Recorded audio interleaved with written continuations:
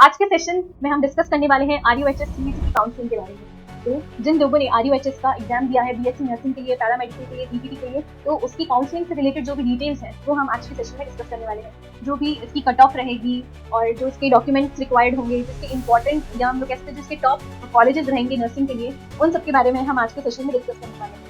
तो अगर आपने या आपके किसी नोन में, आपके भाई बहन ने आरयूएचएस सीईटी का एग्जाम दिया है तो ये वीडियो उसके साथ जरूर शेयर करना। और अगर आपने इस एग्जाम को दिया है तो इस वीडियो को एंड तक जरूर देखना, क्योंकि इस एक वीडियो में हम काउंसलिंग से रिलेटेड सारी डिटेल्स को कवर करने वाले हैं। आपकी जो भी रिक्वायर्ड डिटेल्स हैं आपको दूसरे वीडियो में सर्च ना करनी पड़ी। जो भी इसके डॉक्यूमेंट्स रिक्वायर्ड है वो हम डिस्कस करने वाले हैं। कट ऑफ से रिलेटेड जो भी इन्फॉर्मेशन है, जो भी डिटेल है वो हम यहाँ पे डिस्कस करने वाले हैं। तो चलिए शुरू करते हैं आज तक।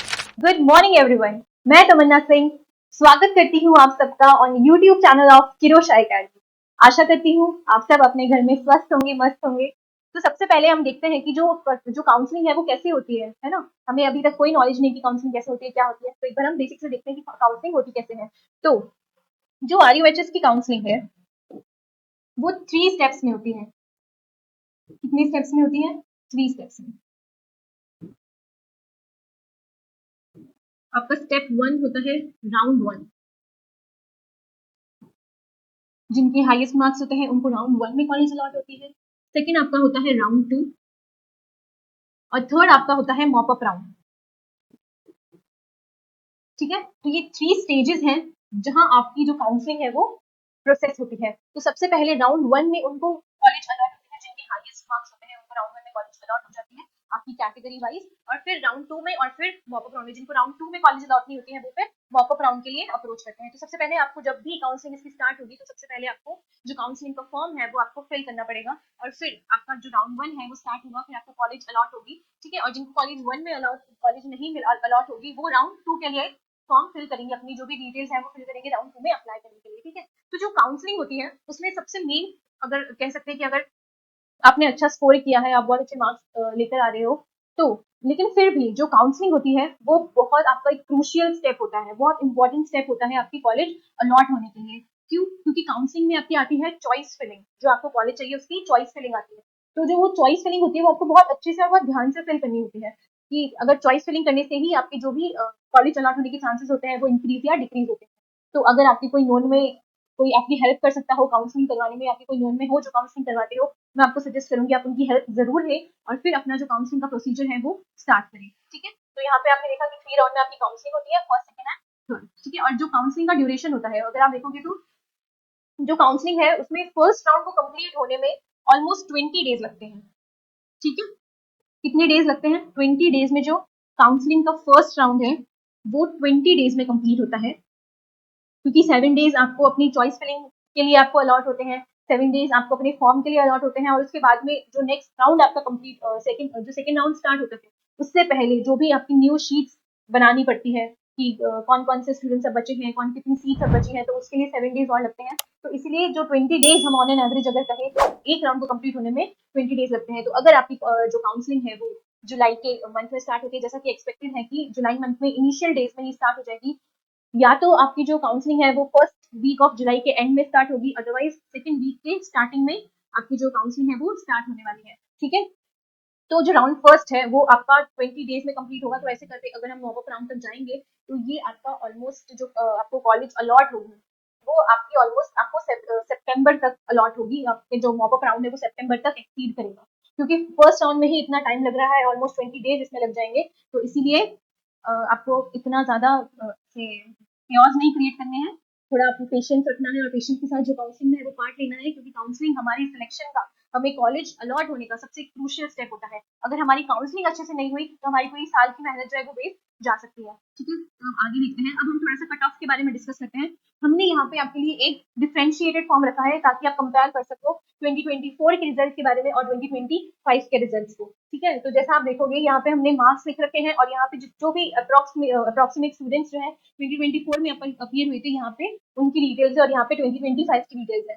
तो जैसा कि आपको पता है कि जो आरयूएचएस का एग्जाम हुआ था उसमें लास्ट ईयर जो कि 2024 हमारा ईयर था, 2024 में ऑलमोस्ट 72 टू 73,000 स्टूडेंट्स ने अपीयर किया था एग्जाम में, है ना। और इस ईयर 2025 में ये इंक्रीज होकर ये पहुंच गया है ऑलमोस्ट 78 टू 79,000 स्टूडेंट्स तक। तो इतने सारे स्टूडेंट्स इंक्रीज हुए हैं तो ऑब्वियसली कट ऑफ में भी चेंज आएगा। सीट्स में भी चेंजेस आएगा, है ना। तो उसके बारे में अगर हम डिस्कस करें तो यहाँ पे अगर आप देखोगे कि जो 75 प्लस मार्क्स वाले स्टूडेंट्स थे वो 2024 में 2000 स्टूडेंट्स थे। कितने स्टूडेंट्स थे? 2000। और वही 2025 में वो इंक्रीज होकर कितना हो गया? 3700। ऑलमोस्ट 1500 टू 1700 का जो डिफरेंस है वो आपको यहाँ पे देखने को मिल रहा है। और अगर यहाँ पे हम लोग 85 प्लस वालों की बात करें तो 85 प्लस वाले last year which is 2024, last year यहाँ पे स्टूडेंट्स कितने थे? 365 स्टूडेंट्स थे और अब वो इंक्रीज होकर 940 हो गए हैं। तो ऑलमोस्ट 500 स्टूडेंट्स का आपको यहाँ पे डिफरेंस नजर आएगा, है ना। तो आपके जो मार्क्स है, मतलब इतने ज्यादा स्टूडेंट्स हो गए हैं तो एक ही मार्क्स पे बहुत सारी डिफरेंट रैंक्स होंगी। तो इसलिए ये डिपेंड करता है कि आपको कॉलेज, अगर आपके उतने मार्क्स हैं भी तब भी आपको कॉलेज अलॉट होगी या नहीं होगी। इसलिए जो काउंसलिंग है वो बहुत एक क्रूशियल या बहुत एक इंपॉर्टेंट स्टेप होता है आपके कॉलेज अलॉटमेंट का, ठीक है। अब हम नेक्स्ट देखते हैं। यहाँ पे आप देखो, यहाँ पे ये 1500 टू 1700 इंक्रीज कर गया है। 80 प्लस पे आप देखो तो यहाँ पे 1000 स्टूडेंट्स थे लास्ट ईयर और वो इंक्रीज हो गए 2000, ऑलमोस्ट डबल हो गए। 1000 का आपको यहाँ पे डिफरेंस जो है वो नजर आ रहा है ना। तो 85 स्टूडेंट्स यहाँ पे 365 स्टूडेंट्स लास्ट ईयर थे, ठीक है। 70 प्लस स्कोर की बात करें तो लास्ट ईयर 70 प्लस पे 3600 स्टूडेंट थे और वो इंक्रीज होके 6000 हो गए हैं। आप देखोगे तो almost 2 times, even more than 2 times है कि नहीं, है ना। तो इसीलिए आपका जो कॉलेज अलॉटमेंट के चांसेस है वो आपकी काउंसलिंग पे डिपेंड करते हैं कि आप कैसे चॉइस फिलिंग कर रहे हैं। जो चॉइस फिलिंग है ना काउंसलिंग में, उसमें भी सबसे इंपॉर्टेंट चीज है आपकी चॉइस फिलिंग, ठीक है। तो आपको चॉइस फिलिंग का ध्यान रखना है, ठीक है। और किसी अपने नोन पर्सन की या जो ज्यादा नॉलेज हो उन पर्सन की आपको काउंसलिंग में हेल्प लेनी है अगर पॉसिबल हो तो, ठीक है। अब हम लोग यहाँ पे गवर्नमेंट कॉलेज, जो हमारे न्यू गवर्नमेंट कॉलेजेस लॉन्च हुए हैं या जो गवर्नमेंट ने न्यू कॉलेजेस अलॉट किए हैं, अगर हम उनकी बात करें तो देखो जो पुराने कॉलेजेस होते हैं ना उनकी कट ऑफ हाई रहती है। क्यों? क्योंकि उनके पास एक उनका रेप्यूटेड बैकग्राउंड होता है, उनकी जो भी क्लिनिकल फैसिलिटीज होती हैं और जो भी उनका क्लिनिकल एक्सपोजर होता है वो बेटर होता है। क्योंकि ये न्यू गवर्नमेंट कॉलेजेस हैं तो इनका भी इतना क्लिनिकल एक्सपोजर नहीं होगा, है ना। तो और कोई आपको गाइड करने वाला नहीं होगा, आपके सीनियर्स वहाँ पे अवेलेबल नहीं होंगे। और वहीं जो पुराने गवर्नमेंट कॉलेजेस होते हैं वहाँ आपके सीनियर्स आपके लिए प्रेजेंट होंगे जो आपको हेल्प करेंगे, आपको गाइड करेंगे कैसे एग्जाम्स क्या करने हैं, कौन से सिंपल वेज है ना। तो वो सारा आपको डिटेल्स प्रोवाइड करेंगे। इसलिए जो ओल्ड गवर्नमेंट कॉलेजेस होते हैं उनकी जो कट ऑफ है वो न्यू गवर्नमेंट कॉलेजेस से थोड़ी सी हाई जाती है, ठीक है। तो अगर आप यहाँ पे देखोगे तो जनरल वालों की जो न्यू गवर्नमेंट की कॉलेजेस की जो कट ऑफ है वो 79 है ना, 77 टू 79 है। अब यहाँ पे आपको ध्यान रखना है कि ये हमारी जो भी अब तक ने जो भी लिस्ट आपके लिए बनाई है वो एक एक्सपेक्टेड कट ऑफ है, क्योंकि जो RUHS है वो रैंक रिजल्ट के साथ साथ मार्क्स के साथ साथ रैंक्स को पोस्ट नहीं करता है ना। वो सिर्फ और सिर्फ आपको, उसने आपको जो भी मार्क्स है वो उसने आपको डिलीवर किए हैं, लेकिन उसने आपको रैंक्स नहीं बताई है। वो आपको काउंसलिंग के टाइम पे ही पता चलेगी। तो ये जो आपके पास कट ऑफ रेंज है इसमें आप +-2 ध्यान रख के चलिए, ठीक है। ये प्लस भी हो सकता है और माइनस भी हो सकता है, तो आपको ये ध्यान रखना है, ठीक है। वही लोअर रेंज और अपर रेंज दोनों में +-2 आप थोड़ा सा अगर लेते चलोगे तो जनरल वालों के लिए 77 टू 79 अगर आपका स्कोर है तो आप एक सेफ जोन में बिलोंग करते हो, आप एक सेफ जोन में हो कि आपको कॉलेज अलॉट हो सकता है। वहीं अगर आपकी कैटेगरी OBC है और आपके मार्क्स जो है वो 76 टू 79 के बीच में या 79 से ज्यादा अगर आपके मार्क्स हैं तो भी आप एक सेफ रेंज में फॉल करते हो to get a government college. AWS के लिए वो है 71 टू 73 आपकी रेंज है। अगर 73 प्लस आपके मार्क्स हैं या +-2 आपके मार्क्स है तो भी आप एक सेफ जोन में हो कि आपको एक गवर्नमेंट कॉलेज अलॉट हो जाएंगे। MBC के लिए ये 68 टू 70 है। SC कैंडिडेट्स के लिए ये भी, SC के लिए भी 68 टू 70 है। ST कैंडिडेट्स के लिए 60 टू 63 है और जो भी हमारे डिसेबल्ड पर्सन है उनके लिए जो कट ऑफ है वो 45 प्लस है। तो आपकी जो कट ऑफ है वो ये ही रहने वाली है, इसमें +- आपका 2 रहने वाला है, लेकिन जो कट ऑफ की रेंज है वो इसी के बीच में लाई करेगी, ठीक है। नेक्स्ट अगर हम देखें तो इससे पहले हम एक बार हमारी जो भी प्राइवेट कॉलेजेस हैं हम उनके बारे में देख लेते हैं कि उनकी कट ऑफ क्या रहने वाली है ना। तो हमने अभी तक गवर्नमेंट कॉलेजेस के बारे में डिस्कस किया कि उसकी कट ऑफ क्या रहने वाली है। अगर आपका जो स्कूल है, अगर आपका स्कूल 80 प्लस है तो आप एक सेफ जोन में एक पोजीशन स्टैंड करते हो कि आपका जो भी आप एक सेफ जोन में हो कि आपको जो कॉलेज है वो गवर्नमेंट कॉलेज अलॉट हो जाएगी, ठीक है। और उसके बाद में भी अगर आपका 80 प्लस है फिर भी +-2 हम हमारा जो भी केस है वो लेके चलते हैं कि +-2 अगर जो भी मार्क्स अगर वेरी करेंगे तो आपको जो कॉलेज है वो अलॉट हो सकती है, ठीक है।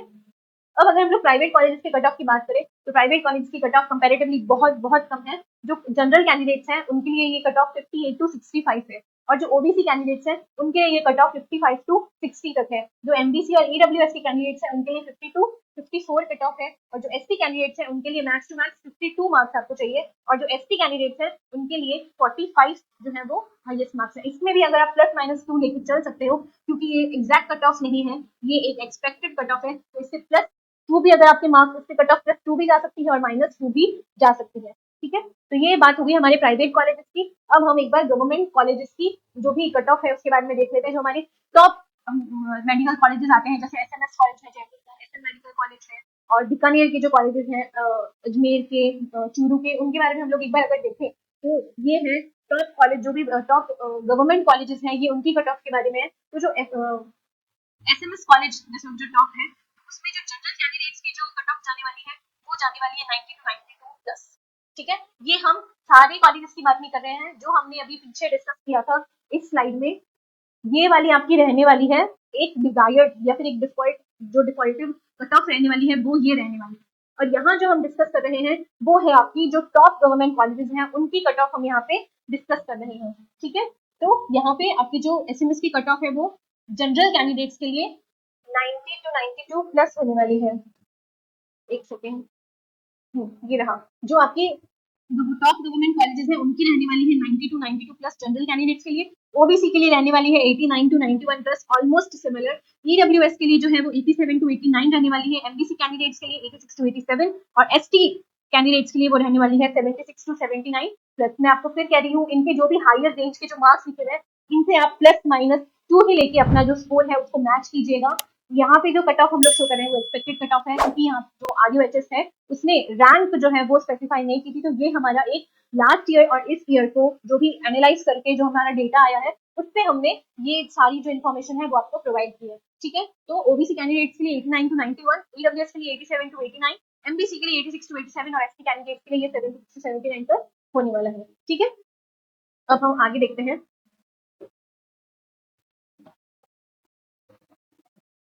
ये तो हमने लास्ट स्लाइड में डिस्कस कर लिया। तो अब है हमारी टॉप गवर्नमेंट कॉलेजेस के लिए। अब टॉप गवर्नमेंट कॉलेजेस ही क्यों लोग प्रेफर करते हैं?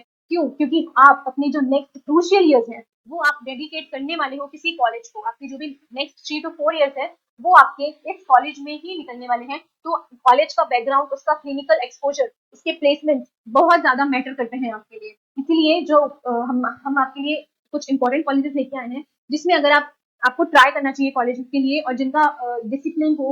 और भी तो फैक्टर्स मैटर करते हैं ना, कि जो कॉलेज है उसका डिसिप्लिन होना चाहिए, उसके जो भी स्टूडेंट्स हैं उनका कैरेक्टर, उनकी पर्सनालिटी वो थोड़ी अच्छी होनी चाहिए, है ना। ऐसा नहीं हो कि कॉलेज में जाके हम ही बेकार हो जाए, हम ही गलत ट्रैक पे चले जाए, ऐसा नहीं होना चाहिए। इसीलिए हम लोग एक अच्छा, जो भी एक शांत कह सकते हैं कॉलेज का बैकग्राउंड होता है वो हम देखते हैं। तो सबसे पहले जो सबसे बेस्ट कॉलेज होता है वो आरयूएचएस जयपुर का है, जो कि है एसएमएस, है ना, जयपुर का एसएमएस कॉलेज।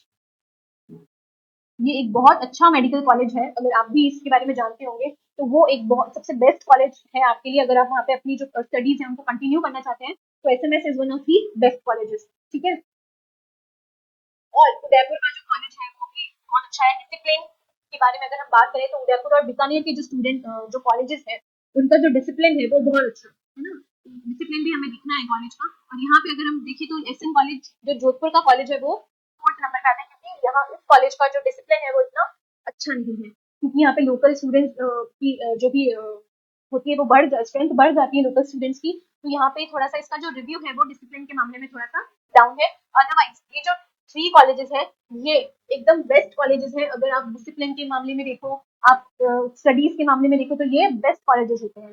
ठीक है, ये 3 कॉलेजेस जो है। और अगर हम देखें तो हमारे पास है अजमेर का कॉलेज, कोटा का जीसीओएन, अलवर और चूरू। तो ये हमारे पास टॉप गवर्नमेंट कॉलेजेस में आते हैं, तो आप इनके लिए भी अप्लाई कर सकते हैं। ठीक है, मैं फिर से कह रही हूँ, आपकी जो चॉइस फिलिंग है वो काउंसलिंग में बहुत ज्यादा मैटर करती है। आपको जो चॉइस फिलिंग है वो बहुत ध्यान से फिल करनी है। ठीक है, फिर हमारे पास आते हैं डॉक्यूमेंट्स। अब हमें ऐसा वेट नहीं करना है कि जब हम काउंसलिंग स्टार्ट होगी तब हमारे जो भी डॉक्यूमेंट्स होंगे तब हम डॉक्यूमेंट्स को देखना स्टार्ट करेंगे कि कौन से हैं और कौन से नहीं। अगर आपका जो मैंने आपके कट ऑफ आपको बताई है उसके अकॉर्डिंग अगर आप एक सेफ जोन में फॉल कर रहे हो तो आपको जो अपने काउंसलिंग के लिए डॉक्यूमेंट्स रिक्वायर्ड हैं वो पहले से ही सारे एक जगह पे संभाल कर रखने हैं।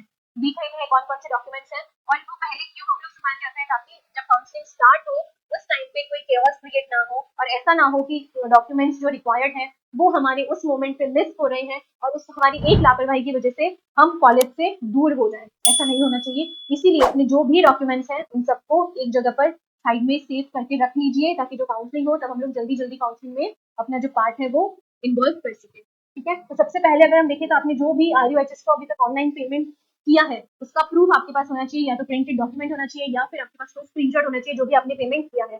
सेकेंडली, आपके पास एक 10th क्लास की मार्कशीट या फिर एक बर्थ सर्टिफिकेट होना चाहिए। सेकंड, आपकी 12th की मार्कशीट हो गई, 10th 12th की मार्कशीट हो गई, एक ऑनलाइन आपने जो भी पेमेंट किया है उसका प्रूफ आपको चाहिए, और अपनी जो फोटो आईडी आपको चाहिए होगी। फोटो आईडी कुछ भी हो सकता है, आपका आधार कार्ड हो सकता है, पैन कार्ड हो सकता है, वोटर आईडी कार्ड हो सकता है, कुछ भी आपको अपना एक फोटो आईडी प्रूफ देना है। ठीक है, और कौन कौन से डॉक्यूमेंट्स हमें रिक्वायर्ड हैं? हमें हमारा डोमिसाइल सर्टिफिकेट, ठीक है, जो भी हमारा कास्ट सर्टिफिकेट, जाति प्रमाण पत्र, निवास, मूल निवास जिसको हम कहते हैं, ये सब आपको रिक्वायरमेंट होंगे। अगर आप PWD से हैं तो PWD आपका सर्टिफिकेट, आपका EWS सर्टिफिकेट, डिफेंस सर्टिफिकेट, अगर आपकी गार्जियंस, आपके पेरेंट्स कोई अगर डिफेंस में है तो उनका डिफेंस सर्टिफिकेट यहाँ लगेगा। माइग्रेशन सर्टिफिकेट, गैप सर्टिफिकेट, और भी जो दूसरे सर्टिफिकेट्स होते हैं, गैप सर्टिफिकेट, अगर आपने किसी एग्जाम के लिए या किसी भी कारणवश 12th के बाद में अगर आपने ड्रॉप लिया है तो वो आपका गैप सर्टिफिकेट जो है वो भी यहाँ पे आपको अटैच करना पड़ेगा। तो ये सारे डॉक्यूमेंट्स थे जो आपको इम्पोर्टेंट चाहिए थे।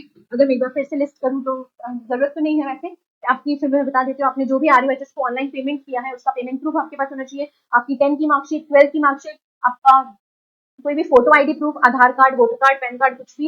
इसके अलावा आपका ये डोमिसाइल सर्टिफिकेट, मूल निवास, माइग्रेशन सर्टिफिकेट जो आपको स्कूल से मिलता है, और PWD अगर आपके है, EWS certificate, migration certificate, gap certificate, जाति प्रमाण पत्र, कास्ट सर्टिफिकेट जरूरी है।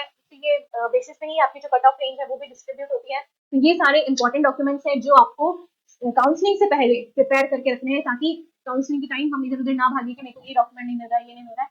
और एक और चीज, आपको अपने 4 पासपोर्ट साइज फोटोज अपने पास रखनी है, सेम वैसी ही जो आपने यहाँ पे वो चीज मिसिंग है, जो आपने अपने RUHS के एग्जाम से पहले या जो एडमिट कार्ड आपका था या एप्लीकेशन फॉर्म भरने के टाइम पे जो आपने फोटोग्राफ्स अपनी रखी थी, जो भी एडमिट कार्ड में आपने लगाई थी या जो एप्लीकेशन फॉर्म फिल करते टाइम आपने जो अपलोड की थी, वही सेम 4 फोटोग्राफ्स आपके पास डॉक्यूमेंट्स के साथ रेडी रहनी चाहिए। कोई दूसरी मिसमैच हो जाएगा तो फिर कुछ ना कुछ गड़बड़ हो जाएगी। इसीलिए उस चीजों से बचने के लिए मैं अभी बता रही हूँ, आपके पास मैक्स टू मैक्स 4 फोटोग्राफ्स होनी चाहिए जो एप्लीकेशन फॉर्म और एडमिट कार्ड से मैच करते हैं। ठीक है, तो ये सारे डॉक्यूमेंट्स थे और ये कट ऑफ के बारे में बात की।